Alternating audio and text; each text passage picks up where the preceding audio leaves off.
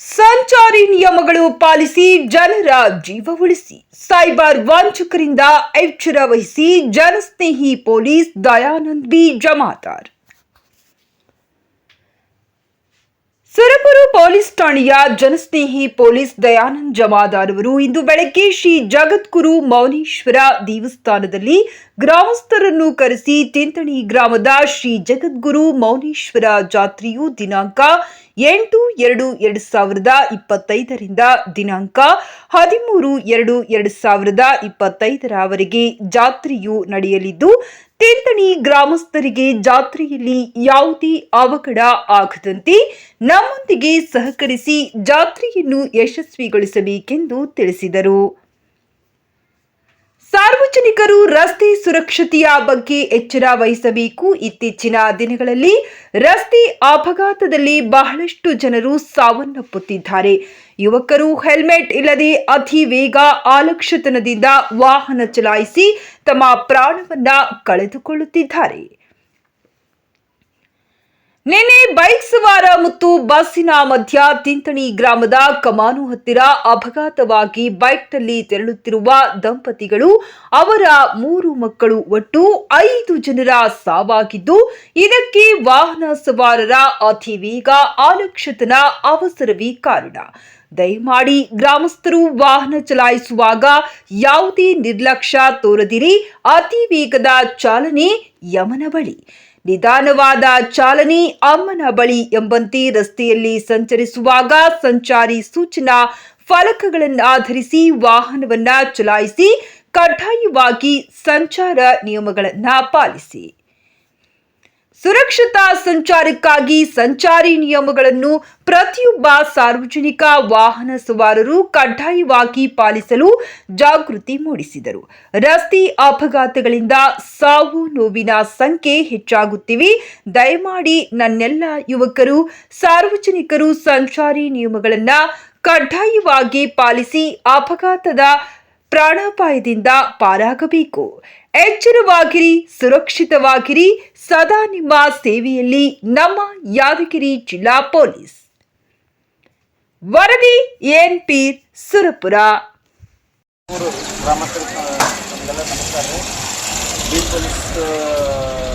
ನಮ್ಮ ದಯಾನಂದ ನೇಮಕ ಮಾಡಿದ್ದಾರೆ.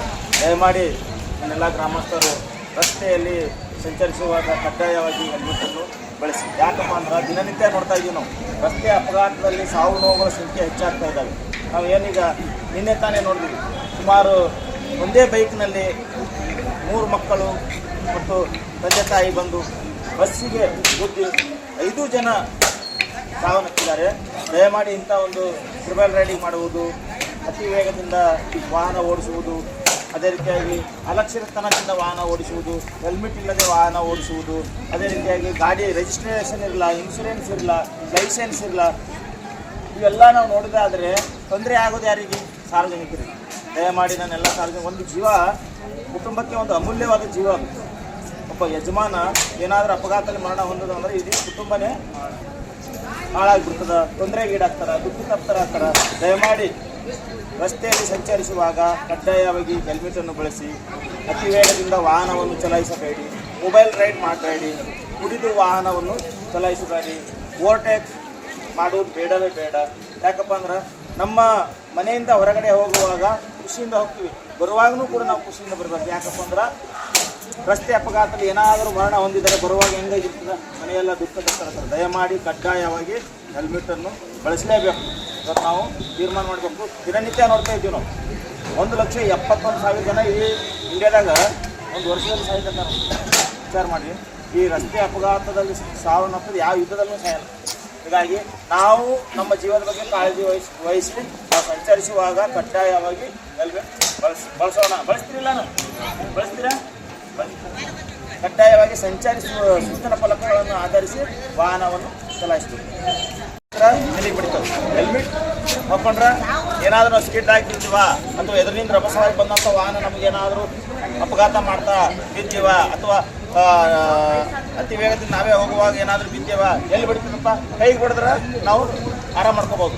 ಅದೇ ತಲೆಗೆ ಬಡಿತಂದ್ರೆ ಬ್ರೈನ್ ಡೆಡ್ ಆಗ್ತದೆ. ಬ್ರೈನ್ ಡೆಡ್ ಆಯ್ತಂದ್ರೆ ನಮ್ಮದು ಏನಪ್ಪ ಅಂದ್ರೆ ಜೀವ ಮಾತ್ರ ಇರ್ತದೆ, ಯಾವುದೇ ಮೂಮೆಂಟ್ ಇಲ್ಲ.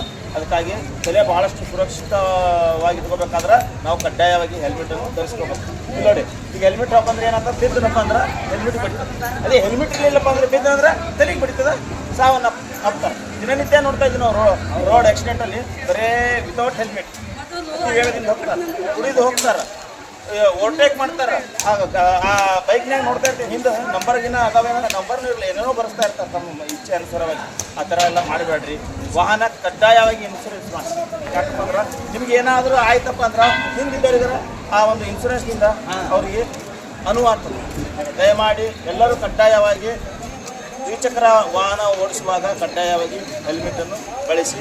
ಅಪಘಾತದ ಅಪಾಯದಿಂದ ನಾವು ಪಾರಾಗಬೇಕಾಗಿತ್ತು ಅಥವಾ ಇಂಥ ಒಂದು ಏನಾದರೂ ನಮ್ಮ ಜೀವ ರಕ್ಷಣೆ ಮಾಡ್ಕೋಬೇಕಾಗಿತ್ತು. ಅತಿ ವೇಗದಿಂದ ನಾವು ಯಾವತ್ತಿಗೂ ಕೂಡ ಹೋಗ್ಬಾರ್ದು. ಅತಿ ವೇಗದಿಂದ ಹೋದ್ರೆ ಎಲ್ಲಿಗೆ ಹೋಗ್ತೀವಪ್ಪ ಅಂದ್ರೆ ಯಮನ ಬಲ್ಲಿ ಹೋಗ್ತೀವಿ. ಯಮ ಅಂದ್ರೆ ಏನು? ನಮ್ಮ ತೊಗೊಂಡು ಹೋಗ್ಬಿಡ್ತಾನೆ, ನಮ್ಮ ಜೀವವನ್ನು ತೊಗೊಂಡು ಹೋಗ್ಬಿಡ್ತಾನೆ. ಅದೇ ನಾವು ನಿಧಾನವಾಗಿ ಜಾಗೃತಿಯಿಂದ ಸುರಕ್ಷತೆಯಿಂದ ಸಂಚಾರಿ ನಿಯಮಗಳನ್ನು ಪಾಲಿಸಿ ನಾವು ಹೋಗೋದೇ ಆದರೆ ನಾವು ಎಲ್ಲಿಗೆ ಹೋಗ್ತೀವಪ್ಪ ಅಂದ್ರೆ ಮತ್ತೆ ಸುರಕ್ಷಿತವಾಗಿ ಅಮ್ಮನ ಬಲ್ಲಿಗೆ ಹೋಗ್ತೀವಿ, ನಮ್ಮ ಮನೆಗೆ ಹೋಗ್ತೀವಿ. ದಯಮಾಡಿ ನನ್ನ ಎಲ್ಲ ಸಾರ್ವಜನಿಕರು ಸಾವು ನೋವುಗಳ ಸಂಖ್ಯೆ ಹೆಚ್ಚಾಗ್ತಾ ಇದ್ದಾವೆ. ಈ ಒಂದು ಅಪಘಾತದ ಅಪಾಯದಿಂದ ನಾವು ಪಾರಾಗಬೇಕು ಅಂದ್ರೆ ನಾವು ಸಂಚಾರಿ ನಿಯಮಗಳನ್ನು ಪಾಲನೆ ಮಾಡಬೇಕು. ಅದೇ ರೀತಿಯಾಗಿ ಕಡ್ಡಾಯವಾಗಿ ಹೆಲ್ಮೆಟನ್ನು ಬಳಸಬೇಕು. ಕಡ್ಡಾಯವಾಗಿ 4 ಚಕ್ರ ವಾಹನ ಸವಾರರು ಸೀಟ್ ಬೆಲ್ಟನ್ನು ಬಳಸಬೇಕು. ಯಾವುದೇ ಕಾರಣಕ್ಕೂ ಕುಡಿದು ಅಮಲಿನಲ್ಲಿ ವಾಹನವನ್ನು ಓಡಿಸಬಾರದು. ಗಾಡಿಗೆ ಕಡ್ಡಾಯವಾಗಿ ರಿಜಿಸ್ಟ್ರೇಷನ್ ಆಗಿರಬೇಕು, ಇನ್ಸೂರೆನ್ಸ್ ಇರಬೇಕು, ಎಮಿಷನ್ ಟೆಸ್ಟ್ ಇರಬೇಕು. ಯಾವುದೇ ಕಾರಣಕ್ಕೂ ಕೂಡ ಅವಸರದಿಂದ ವಾಹನವನ್ನು ಓಡಿಸಬಾರ್ದು. ಅವಸರವೇ ಅಪಘಾತಕ್ಕೆ ಕಾರಣ ಆಗ್ತದೆ. ತಮಗೆಲ್ಲರಿಗೂ ಈ ಒಂದು ಸಂಚಾರಿ ನಿಯಮವನ್ನು ಪಾಲಿಸ್ತಾರೆ. ಇಲ್ಲಿವರೆಗೆ ಮಾತಾಡಲು ಅನುವು ಮಾಡಿಕೊಟ್ಟಂತ ತಮಗೆಲ್ಲರಿಗೂ